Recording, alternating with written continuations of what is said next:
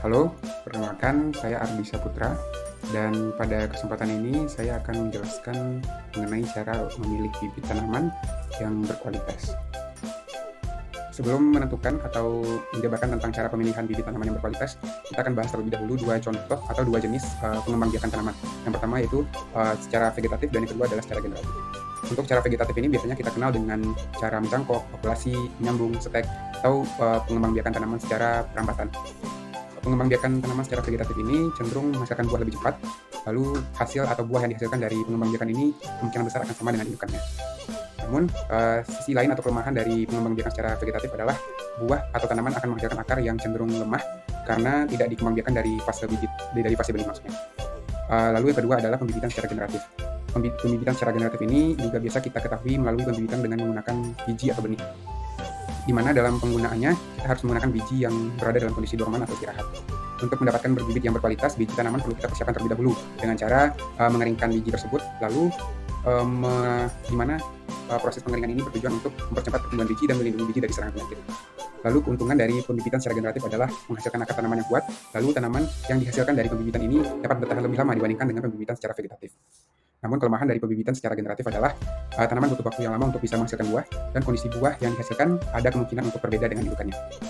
Untuk dapat menghasilkan bibit tanaman yang berkualitas, perlu diperhatikan beberapa hal, atau ada beberapa tips yang bisa kita terapkan. Yang pertama adalah pilihlah indukan yang berada dalam kondisi sehat, di mana ditunjukkan dengan buah yang besar, berkualitas bagus, lalu juga menunjukkan pohon atau batang yang kuat, daun yang segar, serta tidak mengandung penyakit. Lalu kita juga perlu, jika kita mengembangbiakan tanaman secara generatif, kita perlu memerhatikan kondisi atau kualitas dari biji yang akan digunakan dalam proses pembibitan. Pastikan kualitas biji tersebut bagus, tidak busuk, berlobang, ataupun terdapat corak atau bintik hitam ataupun berwarna coklat pada biji tanaman.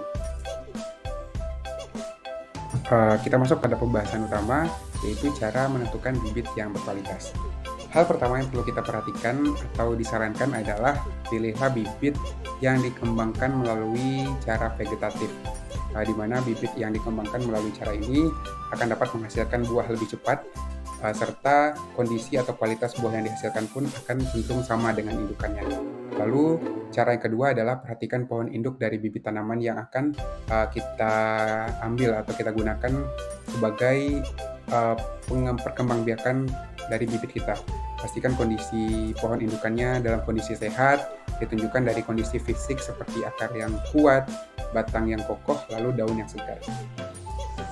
Cara yang ketiga adalah perhatikan kondisi fisik dari bibit yang akan kita pilih.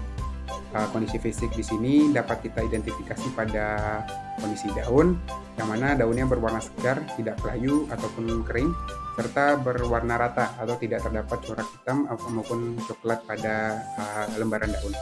Lalu kita juga bisa melihat kondisi batang, dengan kondisi batang yang tebal atau tidak terlalu tipis sehingga dapat kokoh menahan daun dan juga dahan tanaman. Lalu kita perlu memperhatikan kondisi akar dari bibit tersebut, apakah akarnya lebat atau tidak, serta tidak dalam kondisi basah, atau busuk maupun berjamur. Lalu kondisi fisik terakhir yang bisa kita lihat adalah kondisi fisik bibit secara keseluruhan, di mana bibit tidak berukuran terlalu besar maupun berukuran terlalu kecil. Selanjutnya, cara menentukan bibit yang berkualitas yang keempat adalah pilihlah bibit yang berusia sekitar 4-6 bulan sejak turun dari indukannya.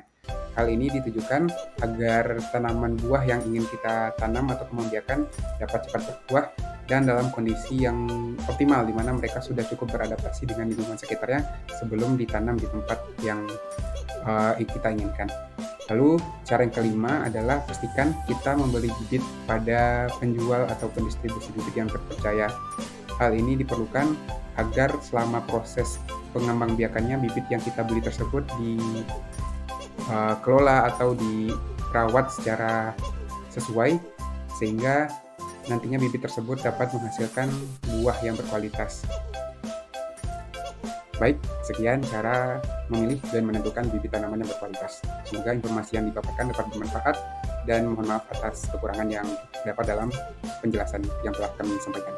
Akhir kata, terima kasih dan selamat siang.